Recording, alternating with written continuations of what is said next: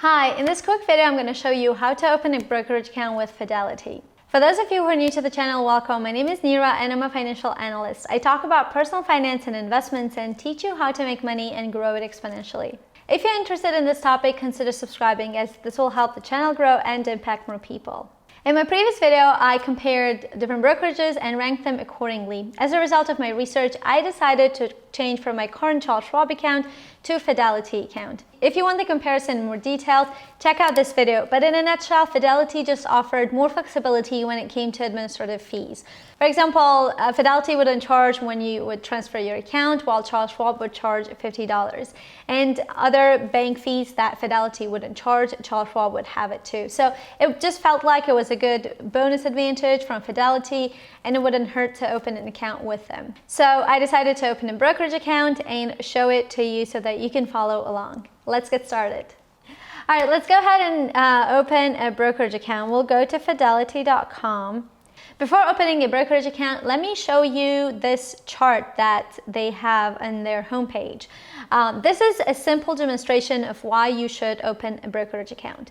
So, for example, if you put in monthly $50, let's say, in 30 years you'll have close to 61,000, whereas in a savings account you'll have 18,000, a little over 18,000. And then if we go to 100 a month, in 30 years you'll have 122,000 in your investing account and only 36,000 in your brokerage account.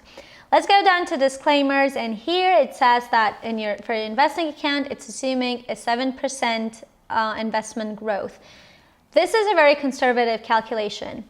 On average, the S&P 500, which is a benchmark for the overall market, does return 8% on average.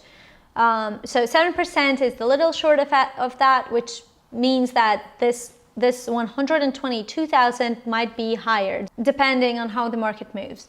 But nevertheless, 7% is a very conservative calculation, so you contributing $100 every month or $50 every month in 30 years, you'll have much more than a savings account. The simple reason is compounding. To put simply, compounding is when you earn interest on your interest that you previously earned. So this basically simply says that you will earn much more in your investing account versus if you just keep that money in a savings account.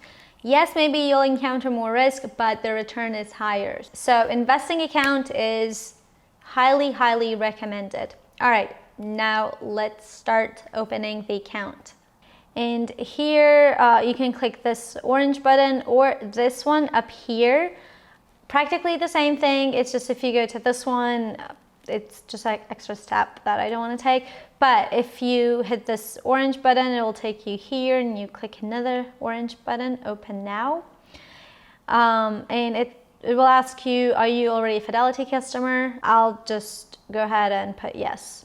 So before you start, make sure that you have your personal information like Social Security and bank account details ready, and also your employment information, including the address and name. All right, hit next. And it will ask me to log into my account. All right, it will ask you to create a security question. Let's go ahead and do that. What's the name of your favorite restaurant? Like, I want to remember that. They change all the time. All right, after we create a security question, it will, okay. All right, so it will ask you about employment information. So I'll click employed. All right, I'll put all the details for the employer, like their address. And so securities industry regulations, these are uncommon situations, but we have to ask. Here they're asking whether you or immediate family are employed by a financial institution or whether you're subject to backup withholding. Most of the time you should put non-apply, although make sure that nobody from your family members are employed by a financial institution. Click next. Account ownership. So do joint if you're creating it with your spouse or partner, or individual. I'll go ahead and choose individual. All right, so pretty simple. After it's done, it just shows you all the information that you just put in, and you just want to make sure that everything is correct. So we have a brokerage individual account, and then all your personal information, then your employment information, and whether you have a promotional offer.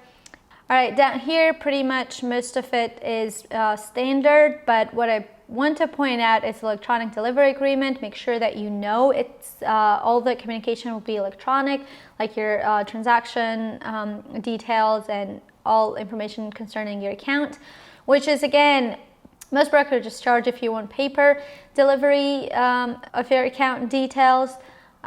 So make sure that you know this is electronic. If you don't want electronic, you need to opt out for paper separately, and you need to pay for it. All right, that's it. And you can, once you're sure that everything's correct, you can go ahead and click Open Account. This will bring you to the next screen that says, congratulations, your account is open. All right, that's it for me for today. Hopefully you found some value in it, and opening a brokerage account just became much more easier.